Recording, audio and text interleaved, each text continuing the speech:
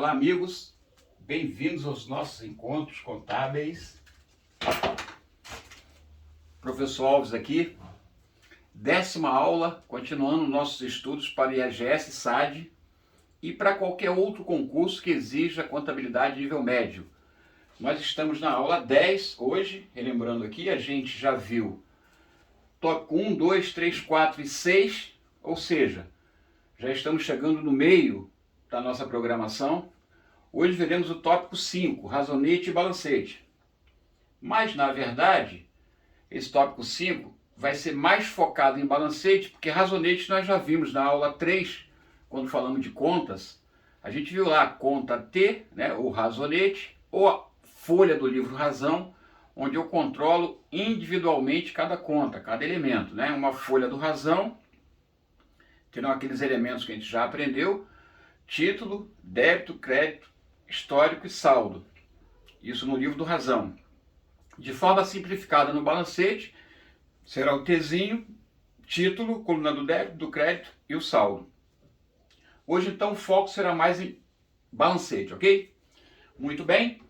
Essa aula é uma aula única, né? A gente vai esgotar a aula, o tópico 5 apenas numa aula, razonete e balancete, aula 10, mas como eu disse, o foco será mais em balancete. Pois bem, o que precisamos saber de balancete para o nosso concurso? Primeiro, nós não podemos perder o foco, nós estamos na rotina contábil, né? Ou seja, a contabilidade começa a registrar todos os fatos que ocorrem no patrimônio, para que ao final do exercício social, 12 meses depois, ela estampe, elabore seus relatórios, as demonstrações contábeis, mostrando como está o patrimônio, dando informações sobre o patrimônio e suas evoluções, ou involuções, resultados, lucros, prejuízos. Então, a gente precisa entender que esse momento do balancete é justamente depois que o fato ocorreu, eu verifiquei no plano de contas duas contas, uma para debitar e outra para creditar, o valor. O débito vai ser a aplicação do recurso, pode ser uma despesa, uma conta de bem, de direito, de ativo, né, de modo geral, ou retificadora de PL. E o crédito será numa conta de receita, ou origem de recurso, passiva, de PL, ou pode também ser o crédito numa conta de próprio ativo, que estiver sendo, por exemplo, cedendo valores para um outro ativo, ou para um passivo, enfim. O fato contábil ocorreu, eu vou escolher duas contas no plano de contas, uma para debitar o valor pela aplicação e outra para acreditar o valor pela origem. Já vimos bastante isso. Depois que eu controlei no razonete esse valor, ao final de um período, ou seja, próximo ao final do exercício social, eu elaboro um balancete. O que seria o balancete? Qual a razão de ser dele? Primeiramente, ele é uma relação de todas as contas extraídas do livro Razão. O objetivo, visualizar todas as folhas do livro, ou seja, todas as contas que foram movimentadas. Ah, se não foi livro, foi em razonete. Então, todos os Tzinhos, né, todos os razonetes, contendo lá os títulos dos elementos que eles registraram, ter uma visão única de todos eles ao mesmo tempo. Essa é a ideia do balancete, ver tudo no mesmo momento. É uma relação, todas as contas relacionadas. A gente vai ver aqui daqui a pouco, já botei até no quadro aqui um desenho para a gente trabalhar. E para que eu quero enxergar tudo de uma vez, Alves? Para eu visualizar as contas que eu preciso separar para fazer algum tipo de ajuste. Como assim? Eu posso ter uma despesa que eu paguei antecipadamente e que parte dela já incorreu o fato gerador. Então eu preciso pegar a parte da despesa que incorreu o fato gerador e transformar em despesa, ou seja, eu tenho que escriturar, fazer um ajuste. Veremos na aula seguinte, tá? Por exemplo, depreciação. Eu tenho que ajustar o patrimônio porque meus bens imobilizados foram desgastados pelo uso, ação da natureza, obsolescência. Eu tenho que registrar a perda econômica com depreciação naquele período, é um tipo de ajuste. Então, para que eu tenha visão de todas as contas, para imaginar o que eu preciso ajustar, eu tenho que elaborar o balancete, vai ser muito útil. Então note, o balancete então é a fase da rotina que eu estou, onde eu vou ter a visão de todas as contas para imaginar, para verificar quais delas vão necessitar de ajuste. Ok? Depois que a gente fizer esses ajustes, que é a próxima aula, a gente vai enfim apurar o resultado, que seria nada mais nada menos que confrontar receita e despesa. para achar o lucro ou prejuízo. Feito isso, depois de apurado o resultado, as contas de receita e despesa desaparecerão, porque serão transferidas para uma conta de apuração. A gente verá isso nas próximas aulas. E essa conta que vai apurar o resultado vai ter um saldo credor ou devedor, ou seja, lucro ou prejuízo. E esse saldo credor, lucro ou prejuízo, será transferido para o patrimônio líquido, como estamos vendo em todas as aulas, né?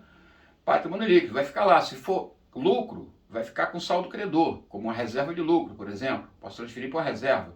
Se for devedor, ficará no patrimônio líquido como prejuízo acumulado, com saldo devedor, servindo de conta retificadora de passivo, de PL especificamente.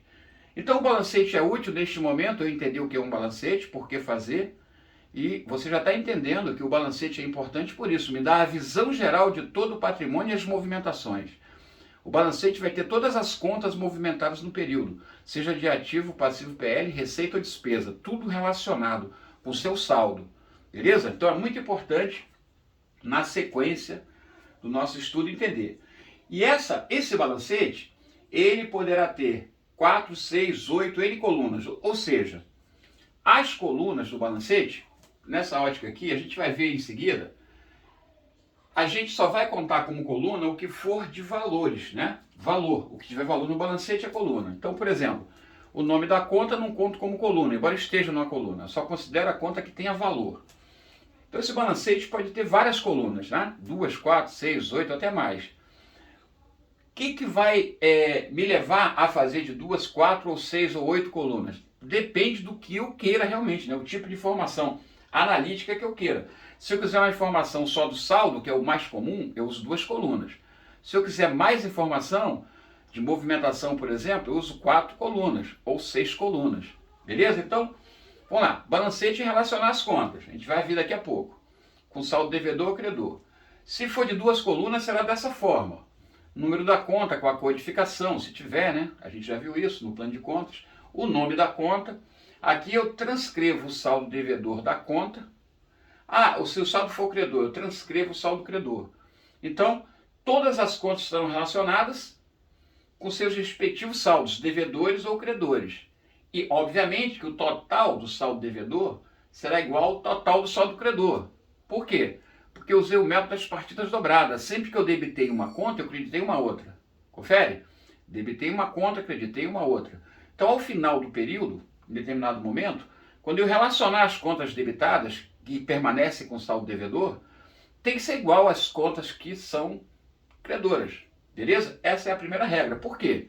Porque eu estou usando o método das partidas dobradas. Não pode haver débito sem crédito. Então, o balancete vai me dar isso aí. A relação de todo mundo aqui, ó, todas as contas, com saldo. Saldo devedor aqui ou saldo credor aqui. E o total do saldo devedor vai ser igual ao total do saldo credor. Notaram? Simples. Balancete de 2 colunas. Bem tranquilo. Se eu quiser, com mais informações, eu posso ter, por exemplo, balancete de 4 colunas. A gente vai trabalhar hoje um de 4 colunas. Por quê? Eu comecei um patrimônio, então não tenho saldo anterior, estou começando do zero. As contas terão um movimento a débito e a crédito, já vimos isso, né? O razonete funciona da seguinte forma, o razonete ou o livro do razão. Eu debito a conta quando houver ingresso de valores, quando ela receber valores, ou credito a conta quando ela emprestar valores. As contas de ativo vão ter esse movimento, mas o saldo será sempre devedor. As contas de passivo terão sempre esse movimento, mas o saldo será sempre credor. Beleza? Essa aí é simplificando, é isso. Então aqui, note que de valores eu tenho valores do débito e valores do crédito. E o saldo da conta. Tá? Conta de ativo, eu tive débitos, tive créditos e o saldo é devedor. Conta de passivo, eu posso ter tido crédito, débito e o saldo é credor.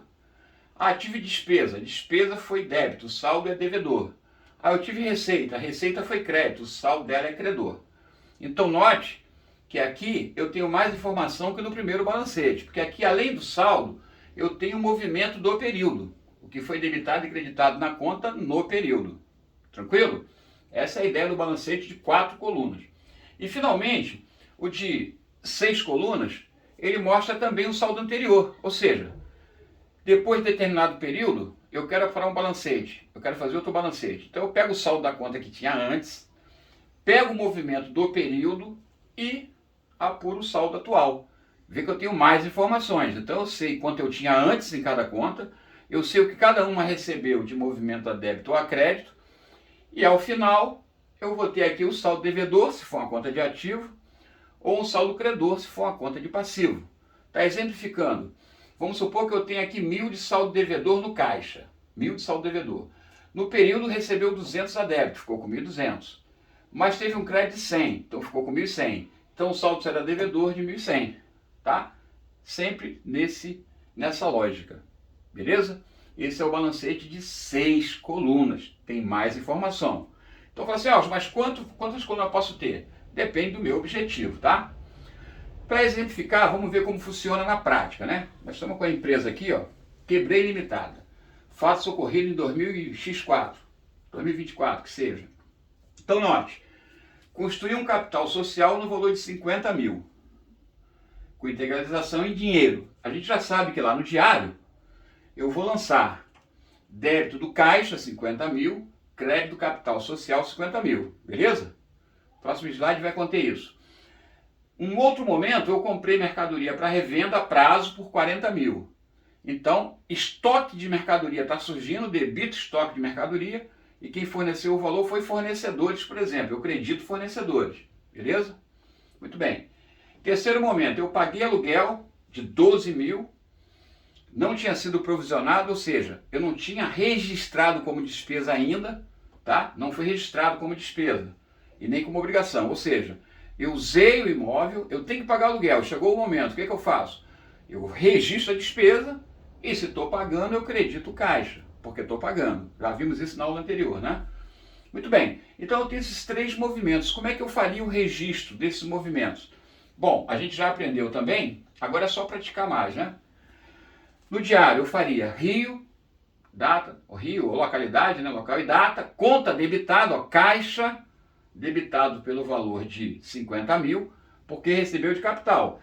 Então note, caixa débito 50 mil, capital crédito 50 mil. Eu lanço no diário, transcrevo por razão, né? Sempre nessa sequência. Diário, razão, balancete. Então diário, razão, balancete. Nós estamos focando nesse momento agora. Fato 2, comprei mercadoria a prazo. Estoque de mercadoria surge, né, no meu patrimônio, surge no ativo, é uma conta devedora, porque ela nasce recebendo o valor a débito, ela surge a débito. Então, debito estoque de mercadoria, 40 mil, fato 2. E credito fornecedores, que foi quem originou o recurso para a mercadoria existir. Certo? Vai ficar lá no passivo nas minhas obrigações, fornecedores. Pronto, registrei lá, transcrevi por razão. E por último, aluguel passivo ou despesa de aluguel a caixa, porque eu paguei o aluguel do mês. Então, debito aluguéis passivos, fato 3, e credito caixa, beleza? 12 mil. Show? Muito bem. Como é que ficaria isso? Ficaria assim, vamos repetir aqui essas contas. Caixa, né? Ficaria assim, 50 mil do lado de cá, foi a débito, 12 mil foi a crédito. Então, o saldo do caixa, né? Nesse momento eu extraio o saldo, 50 menos 12, 38 mil. Esse é o saldo do caixa atual, 38 mil. Tá?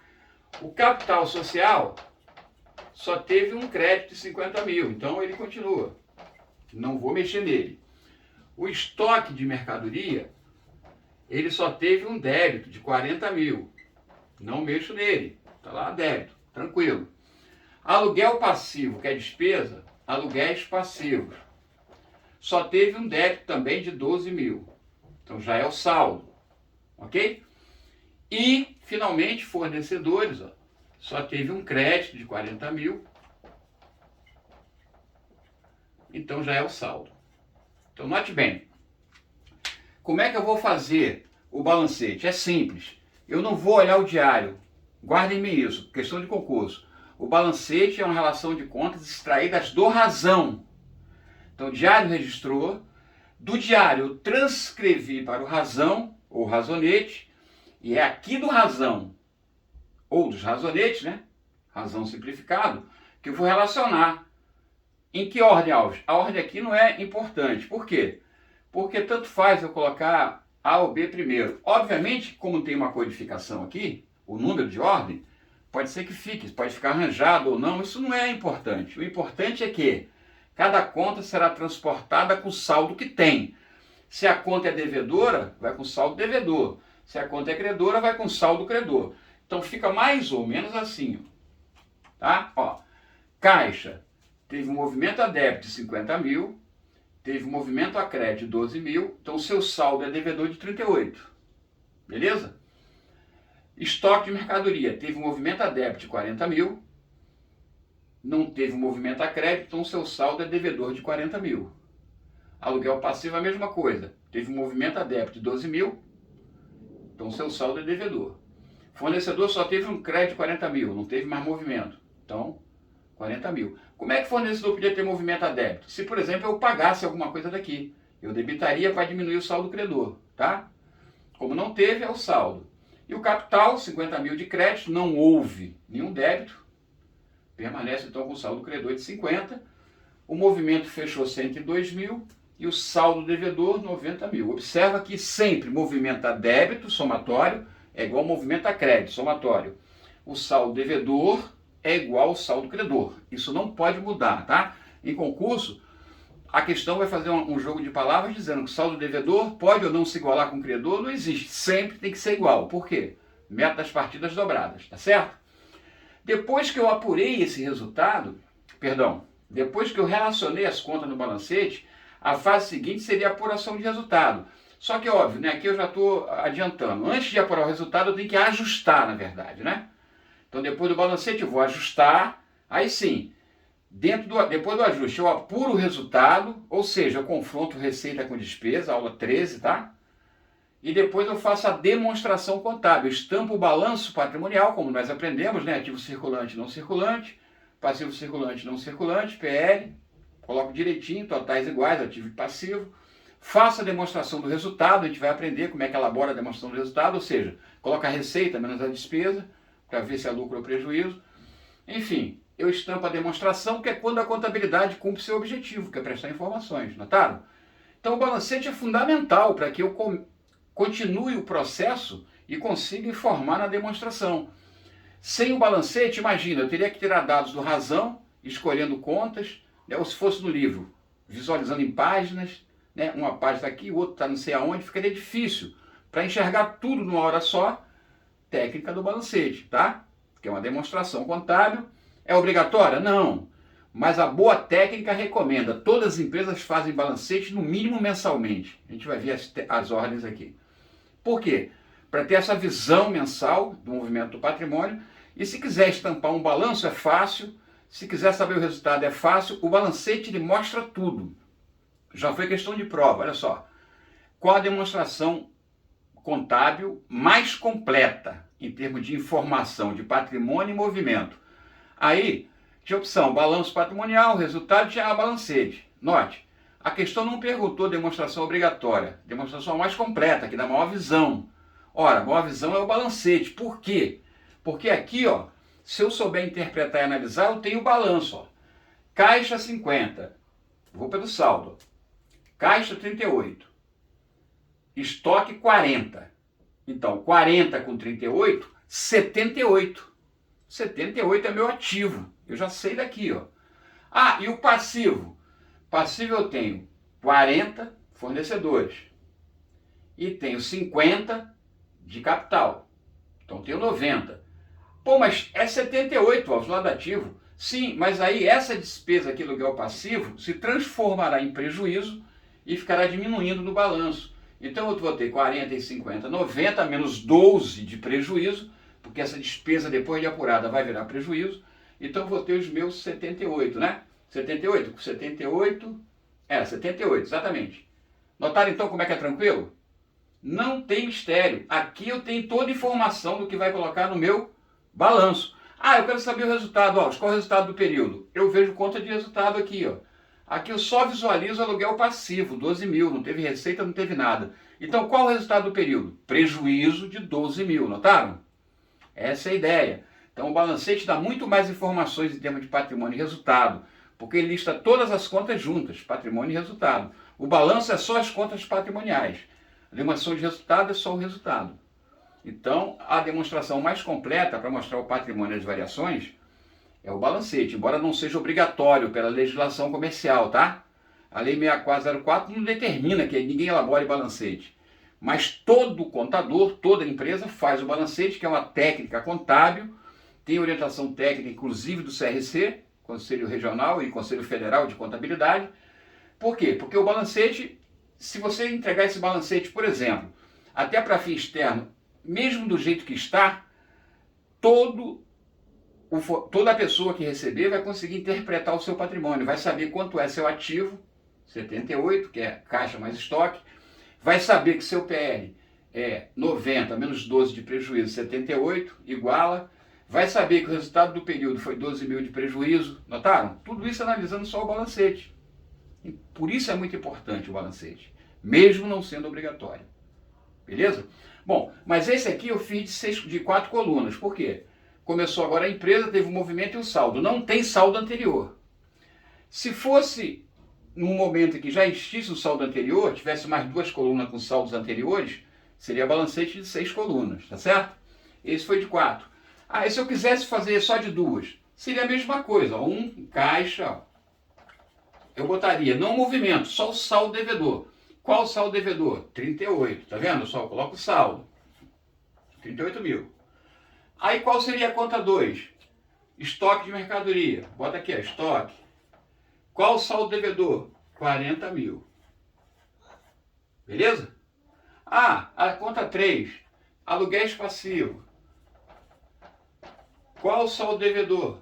É sempre devedor. Por quê? Porque é despesa. 12 mil. Notaram? E assim sucessivamente. Eu colocaria só os saldos. Então é esse mesmo balancete na versão 2 colunas. Tá? Qual mais é comum? O 2 colunas é mais comum. Mas o de 4 colunas, como você está vendo, ele dá maiores informações. Por quê?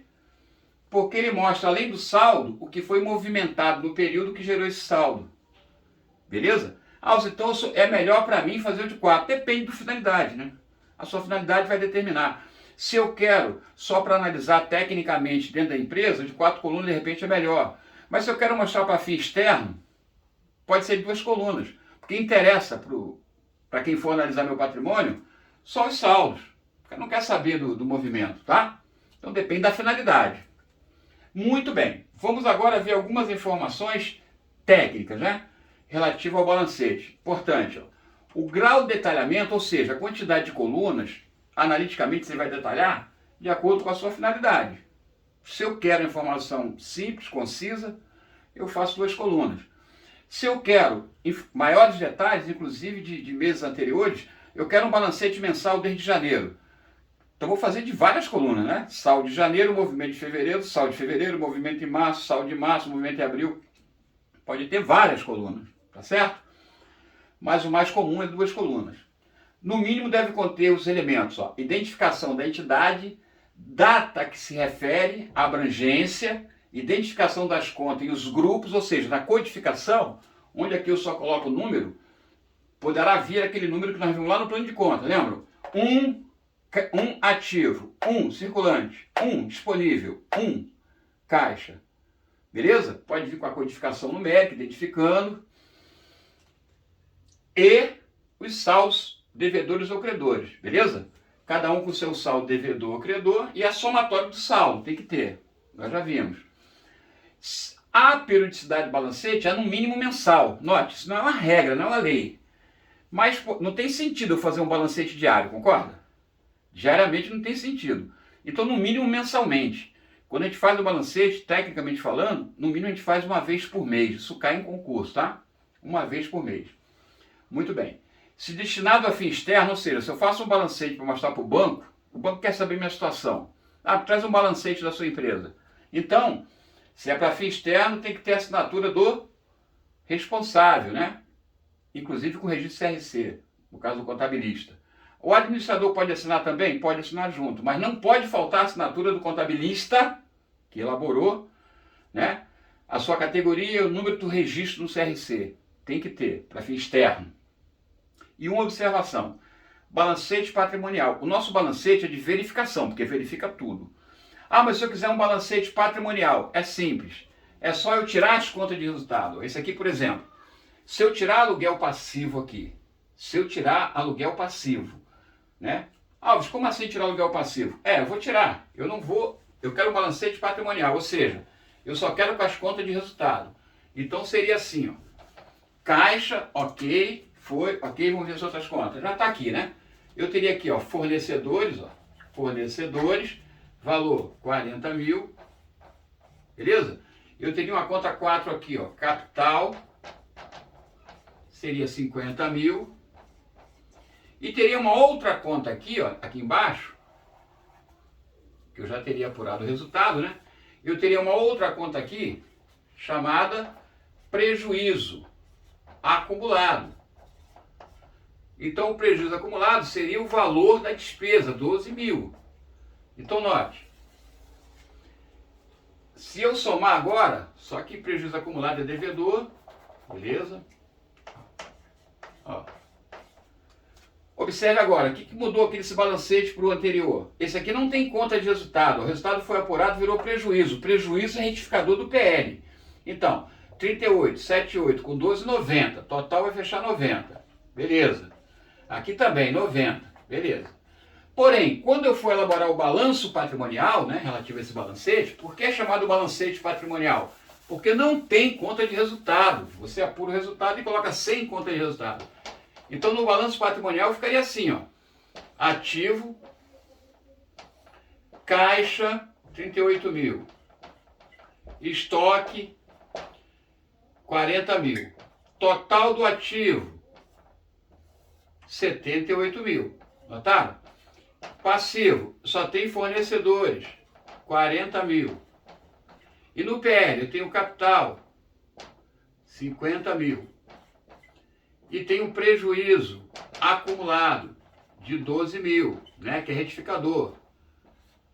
Retificador por quê? Devedora. 40, 50 menos 12, 78 mil.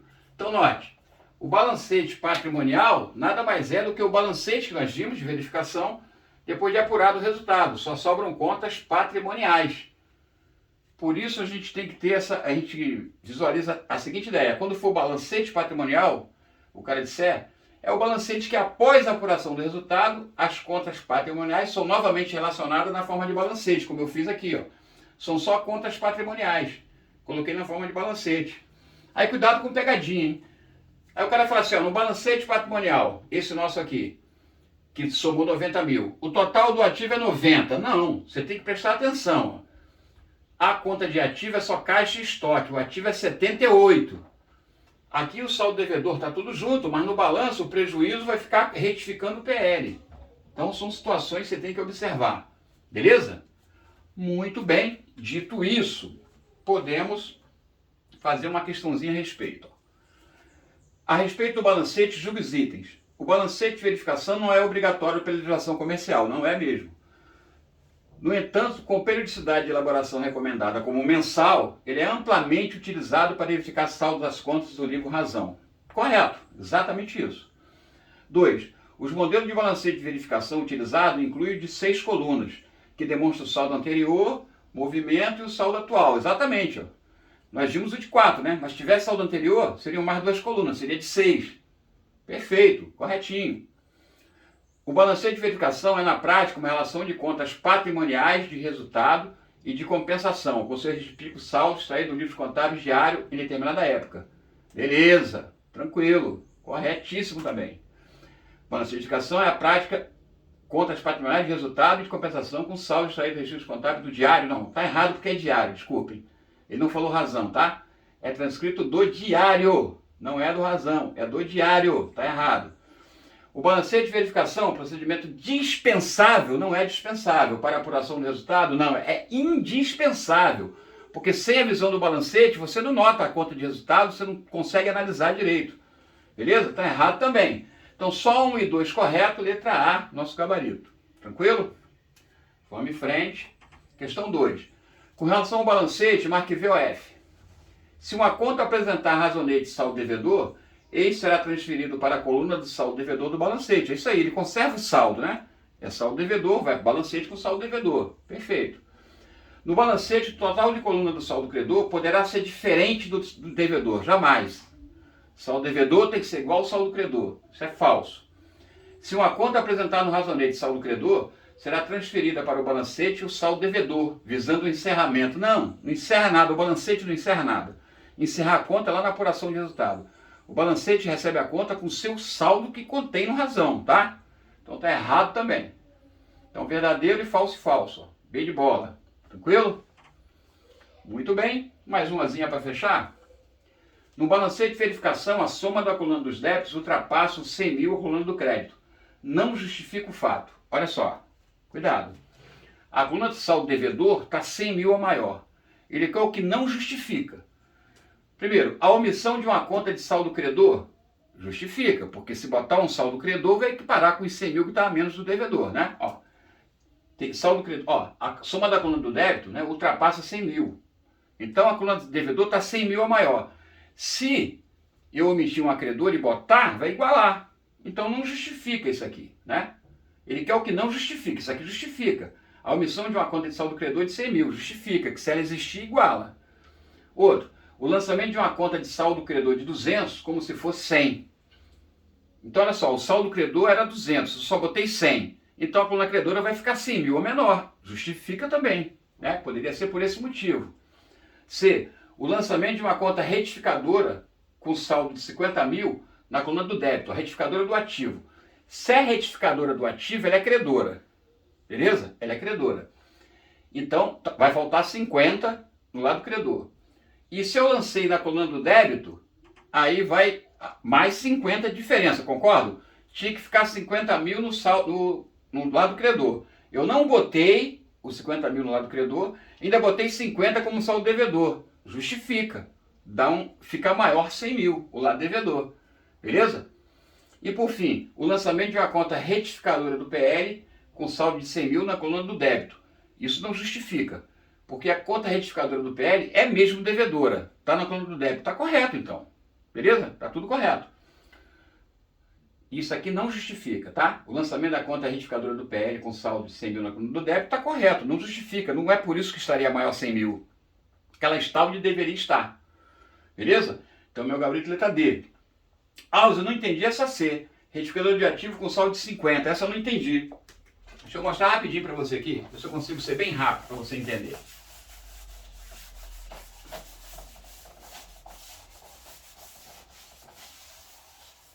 Vamos supor que eu tenha um balancete mais ou menos... Vou fazer bem pequenininho, tá? Para você entender. A lógica. Eu tenho aqui, ó. Caixa, saldo devedor. Aqui é devedor. Aqui é conta, tá? Aqui é saldo devedor. Aqui é saldo credor. Vamos lá. Então eu tenho aqui caixa 100. Eu tenho uma retificadora de ativo, por exemplo, depreciação acumulada. Ó, depreciação acumulada é uma conta credora, beleza? Aqui ele fala, se eu lançar uma retificadora de ativo com saldo de 50 mil na coluna do débito. Então eu botei aqui, ó, 50. Eu era para ter colocado aqui, concordo? Beleza?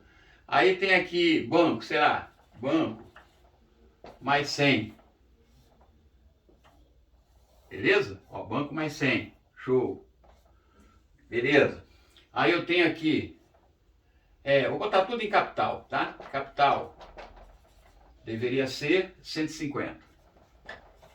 150. Então observa, ó. O correto seria caixa e banco 200. Essa retificadora ficaria no lado credor. Com os 150 fecharia. Notou? Ó, de novo. A conta depreciação acumulada, ela é credora, retificadora de ativo, a gente vai ver. Então o saldo dela era para estar aqui. Certo? Era para estar aqui. Não está, está aqui. Então o que vai acontecer? Esse total aqui, ó, vai ficar 250. E esse vai ficar 150. Vai ficar 100 maior do devedor. Notaram? Ó? Pelo fato de eu não ter colocado essa conta no lugar correto, que é credor, o lado ativo ficou 250, aqui 50. Aqui ficou 100 a maior. Então justifica. Justifica, está errado por isso. Ah, então se tivesse colocado no lugar certo, aí tudo bem, ó. Tivesse colocado no lugar certo, que é aqui, aí ficaria 200 e 200. Certo? 200 e 200. Então, Nosso gabarito D de dado. Isso não justifica, porque o fato de botar uma retificadora do PL com saldo de 100 mil no débito é o normal. Não é por isso que daria diferença. Tá legal? Muito bem. Depois disso, nós chegamos finalmente ao horário do cafezinho. Prazer tê-los comigo. Até o próximo encontro. Firme nos estudos. Aula que vem veremos ajustes. Ok? Forte abraço.